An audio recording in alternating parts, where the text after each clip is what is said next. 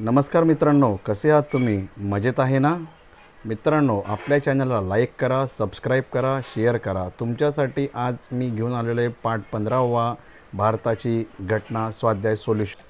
प्रश्न पहिला, रिकाम्या जागा भरा. नंबर 1, घटनेची सुरुवात परिचयापासून होते. नंबर 2, घटनासभेचे अध्यक्ष डॉक्टर राजेंद्र प्रसाद होते. नंबर 3, घटनासभेचे एकूण 389 सदस्य होते. नंबर 4, घटनेत फेडरल शासन व्यवस्थेची तरतूद करण्यात आली आहे. प्रश्न दुसरा, खालील प्रश्नांची उत्तरे 1 किंवा 2 वाक्यात लिहा. नंबर 1, घटनेचा अर्थ सांगा. उत्तर, कोणत्याही देशाचा कारभार चालवण्यासाठी तयार केलेल्या नियमांच्या पद्धतशीर संकलनाला घटनाच म्हणतात. नंबर 2, घटनेचा शिल्पकार म्हणून कोणाला ओळखले जाते? उत्तर, डॉक्टर भीमराव आंबेडकर घटनेचे सूत्रधार म्हणून ओळखले जाते. नंबर 3, लोकशाही म्हणजे काय? उत्तर, लोकशाही म्हणजे लोकांचे, लोकांसाठी आणि लोकांद्वारा चालवलेले सरकार. लोकशाही ही लोकांची, लोकांसाठी आणि लोकांद्वारा आहे.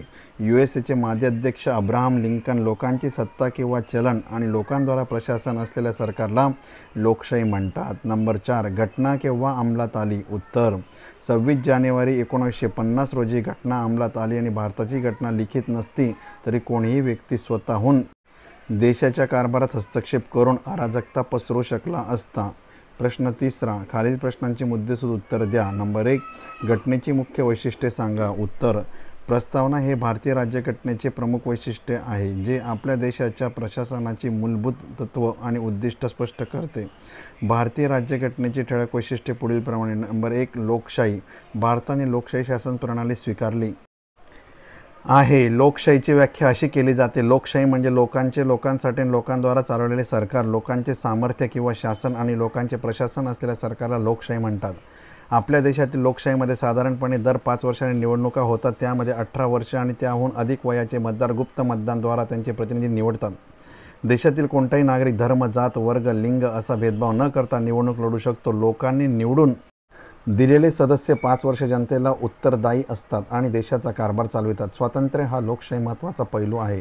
लोकशाहीत प्रत्येक नागरिकाला भाषण, विचार, अभिव्यक्ती आणि त्याच्या इच्छेनुसार धर्माचे पालन करण्याचे स्वातंत्र्य आहे. नंबर 2, धर्मनिरपेक्षता. भारत हा धर्मनिरपेक्ष देश आहे. धर्मपेक्षा म्हणजे भारताचा कारभार कोणत्याही धर्माच्या किंवा पंथाच्या श्रद्धावर आधारित नाही. धर्म किंवा पंथाच्या आधारावर नागरिकांमध्ये कोणताही भेदभाव किंवा पक्षपात नाही. भारतीय राज्यघटना प्रत्येक नागरिकाला धर्म किंवा पंथाशी संबंधित काही स्वातंत्र्याची हमी देते. त्या आश्वासनाच्या आधारे प्रत्येक नागरिकाला त्याच्या-तिच्या आवडीचा धर्म पाळण्याचे, कोणताही धार्मिक श्रद्धा ठेवण्याचे आणि त्याचा प्रचार आणि प्रसार करण्याचे स्वातंत्र्य आहे. त्यात कोणीही विनाकारण हस्तक्षेप करू शकत नाही. राज्यघटनेतील तरतुदीनुसार भारत सरकार आणि धार्मिक बाबतीत निष्पक्ष आणि तटस्थ राहते.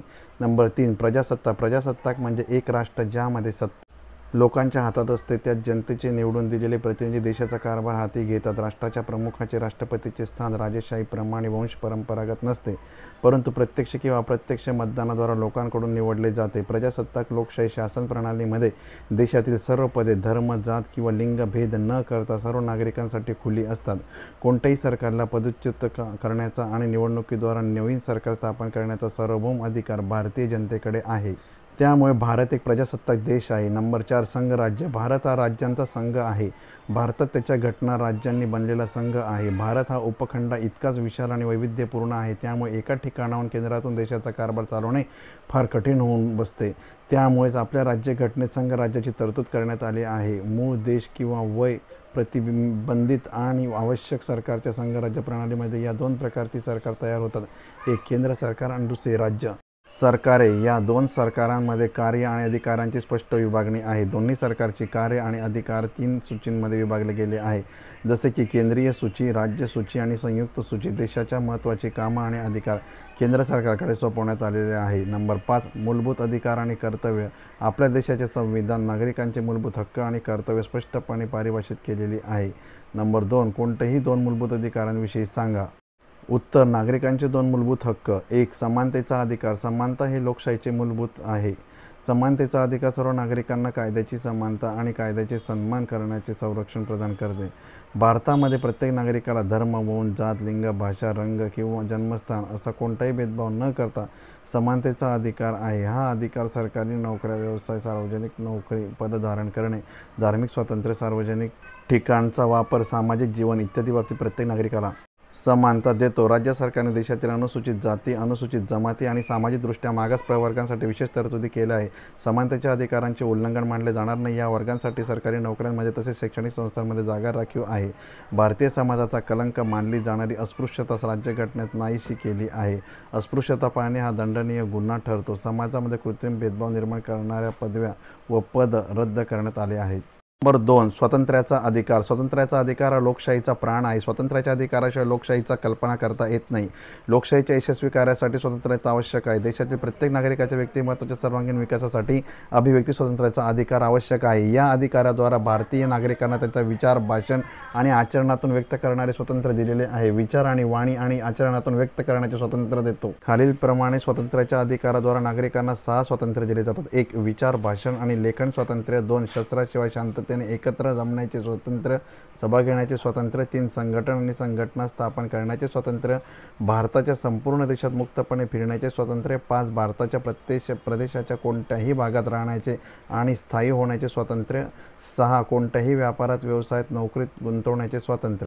नंबर 3, कोणतेही 4 मूलभूत कर्तव्य सांगा। उत्तर, भारतीय राज्यघटनेमध्ये नागरिकांचे पुढील कर्तव्य नमूद केले आहे। 1. संविधानाचे पालन करणे, राष्ट्राशी एकनिष्ठ राहणे। 2. संविधानात व्यक्त केलेल्या आदर्शांचा तसेच राष्ट्रध्वज आणि राष्ट्रगीत यांचा आदर करणे, प्रतिष्ठा राखणे। नंबर 3, स्वातंत्र्य लढ्यातील मोठे आदर्श, प्रेरणादायी आदर्श हृदयात साठवणे, त्यांचे पालन करणे। नंबर 4, देशाच्या सार्वभौम एकता आणि अखंडता राखणे आणि त्यांचे संरक्षण करणे। 5. आवश्यकतेनुसार राष्ट्राचे रक्षण आणि राष्ट्रसेवेसाठी सदैव तत्पर राहणे। नंबर 6, धार्मिक, भाषिक, प्रादेशिक, सांप्रदायिक भेदभावांपासून मुक्त राहून भारतातील सर्व लोकांमध्ये समरसता आणि समान बंधुभावाची भावना वाढीस लागणाऱ्या गोष्टी करणे।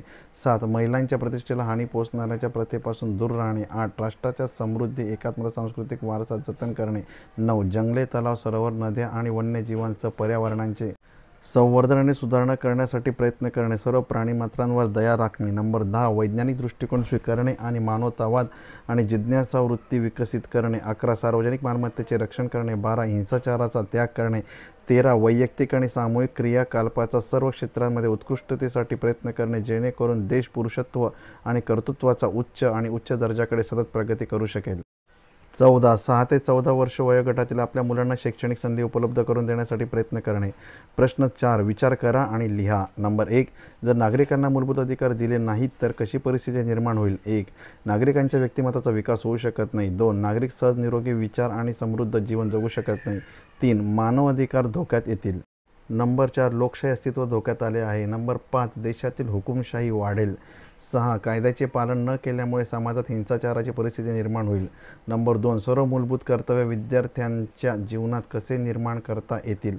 उत्तर, विद्यार्थ्यांच्या जीवनात सर्व मूलभूत कर्तव्य खालीलप्रमाणे पार पाडता येतील। 1.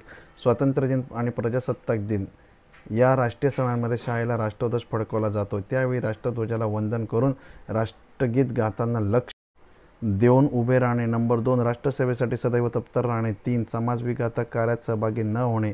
4, जात, लिंग, धर्म असा भेदभाव न करता सर्व विद्यार्थ्यांचे बंधुभाव आणि मैत्री राखणे। 5, देशातील राष्ट्रीय स्मारके आणि सार्वजनिक वाहनांचे नुकसान करू नये। 6, झाडे लावणे। 7, नवीन कल्पनाबद्ध शिक्षकांचा प्रश्न विचारणे।